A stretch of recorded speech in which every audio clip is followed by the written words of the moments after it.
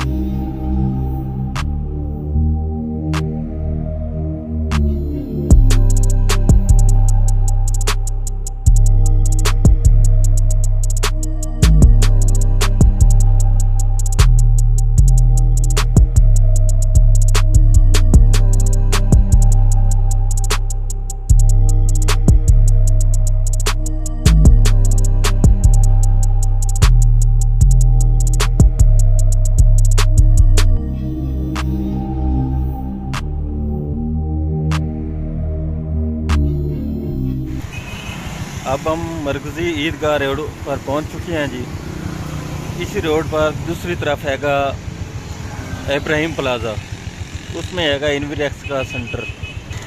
ये वाला इब्राहिम प्लाज़ा है, इसमें हैगा इन्वेरेक्स का सेंटर, जिसमें हमने ये साइड पे स्ट्रीट जा रही है, गली के बैक साइड पे एक शॉप है, उनमें हमने ये UPS देना जो मरम्मत के लिए। अब वो आपको मैं शॉप पे विज़िट कराता हूँ।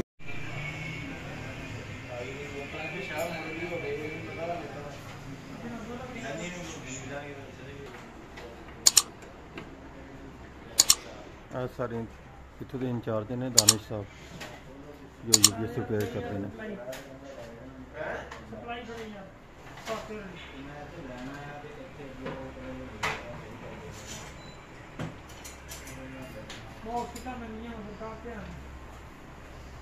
बैक से फिर लैब बनी हुई, ये दरवाज़ा लैब का, ये इधर जो कस्टमर को चेक कराते हैं वो इससे